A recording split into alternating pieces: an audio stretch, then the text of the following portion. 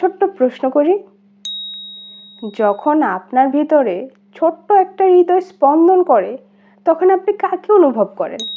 যখন প্রতিদিন ঘুম ভেঙে আপনি অনুভব করেন আপনার শরীরে কেউ ধীরে ধীরে বড় হচ্ছে, তখন সেই অনুভবটা কেমন হয়? 13 সপ্তাহ আগেও তো ছিলেন আপনি একা, তাই না? কিন্তু আজ আপনি একা নন। আপনার ভিতরে গড়ে উঠেছে একটা ছোট্ট প্রাণ, যার প্রতিটি নিঃশ্বাস, প্রতিটি নড়াচড়া একদিন হবে আপনার জীবনের সবচেয়ে বড় ভালোবাসা। আজকের এই পর্বে আমরা জানাবো 13তম সপ্তাহে আপনার শিশুর শরীরে কি কি পরিবর্তন আসছে, আপনি কিভাবে বুঝবেন সে ভালো আছে, আর আপনি নিজে কিভাবে নিজেকে আরো ভালোভাবে প্রস্তুত করবেন। চলুন এই অপূর্ব সুন্দর মাতৃত্বের একটি ধাপে দুজনে একসাথে পা রাখি। মায়ের শরীর ও শিশুর পরিবর্তন। 13তম সপ্তাহ মানেই গর্ভাবস্থার দ্বিতীয় ত্রৈমাসিকের শুরু। মা হিসেবে আপনি এখন অনেকটা স্বস্তি বোধ করতে পারেন। মর্নিং সিকনেস কিছুটা কমে এসেছে, শরীরে একটু শক্তি ফিরে পাচ্ছেন, কিন্তু এর মাঝেই বেড়ে উঠেছে আপনার গর্ভে একটা ছোট্ট প্রাণ। এই সপ্তাহে শিশুটির দৈর্ঘ্য প্রায় 7 থেকে 8 সেন্টিমিটার আর ওজন প্রায় 20 থেকে 25 গ্রাম। একটা টুথব্রাশে টুথপেস্ট নিলে যতটা ভারী লাগে সে এখন ততটা ভারী। তার ছোট আঙুলে এখন নখ গজাতে শুরু করেছে। তার চোখ এখনো বন্ধ, কিন্তু সে আলো আধারের যে একটা ব্যাপার আছে সে সেটা বুঝতে শুরু করেছে। এবং সবচেয়ে আশ্চর্যের বিষয়, তার হৃদস্পন্দন এখন আপনি আল্ট্রাসাউন্ডে স্পষ্ট শুনতে পাবেন।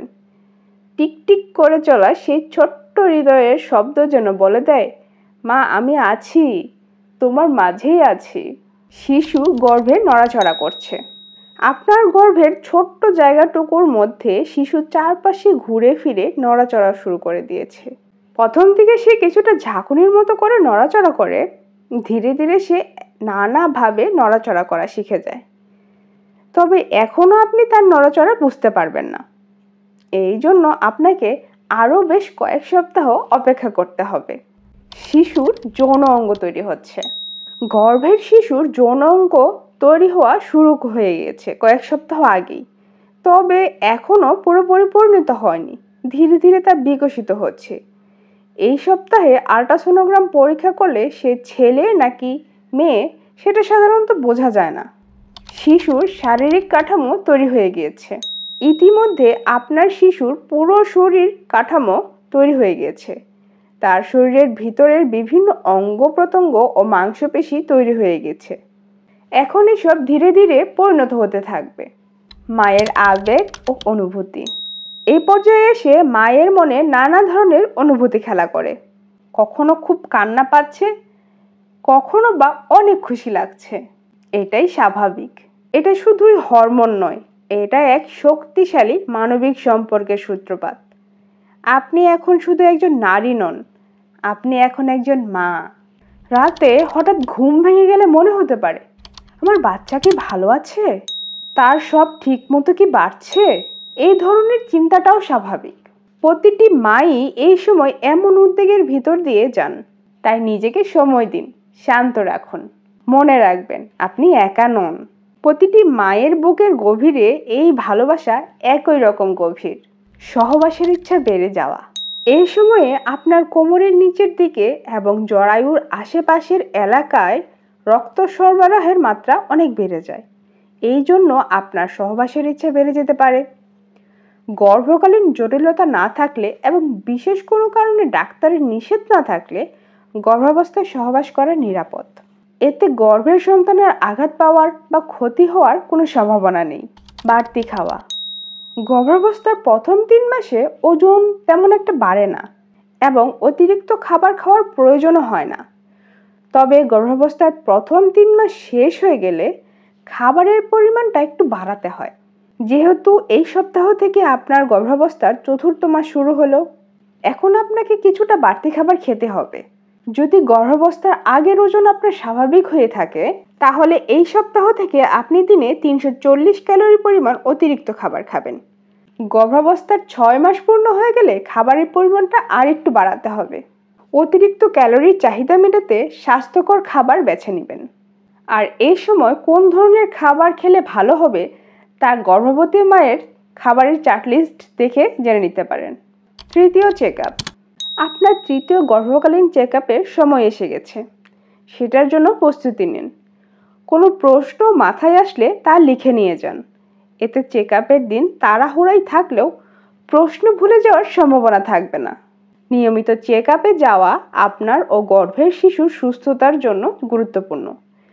চেক আপে কোনো সমস্যা ধরা পড়লে দ্রুত পরীক্ষা নিরীক্ষা করে সেটা চিকিৎসা করা শুরু করা যাবে। সব কিছু ঠিকঠাক থাকলে আপনাকে মাসে একবার করে চেক আপে যেতে হবে, গর্ভাবস্থার 28তম সপ্তাহ পর্যন্ত। এই সময় গর্ভবতী মায়ের যত্ন এবং কিছু করণীয়। এই সপ্তাহ থেকেই গর্ভবতী মায়ের কিছু বিষয়ে বিশেষ যত্ন নিতে হবে। পুষ্টিকর খাবার খান। আয়রন, ক্যালসিয়াম, ফলিক অ্যাসিড যুক্ত খাবার যেন প্রতিদিনের ডায়েটে থাকে। প্রচুর পানি পান করুন। আপনার জন্য এবং শিশুর হাইড্রেশনের জন্য এটা খুবই গুরুত্বপূর্ণ।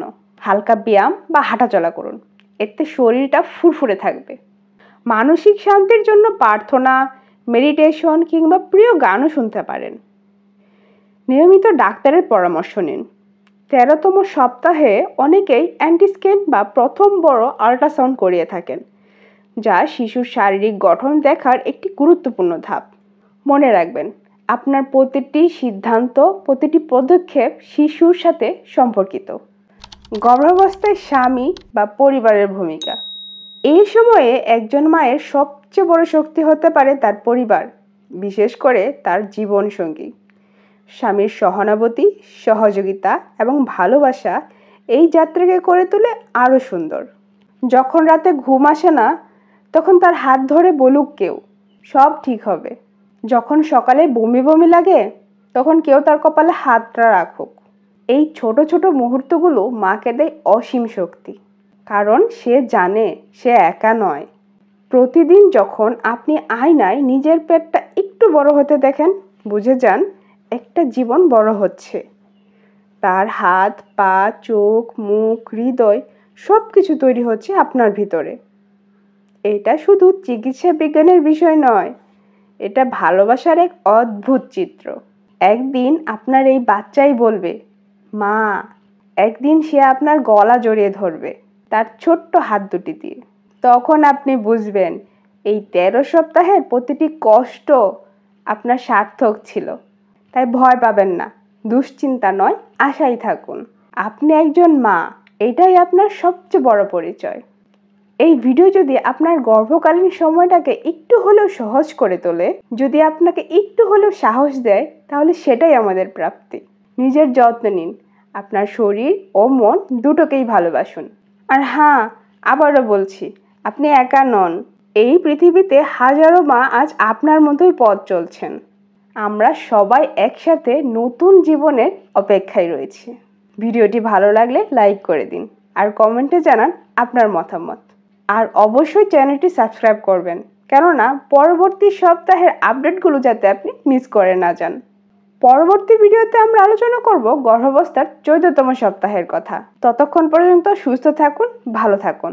আপনার এবং আপনার অনাগত সন্তানের শুভকামনায় আজ রইলাম। আল্লাহ হাফেজ।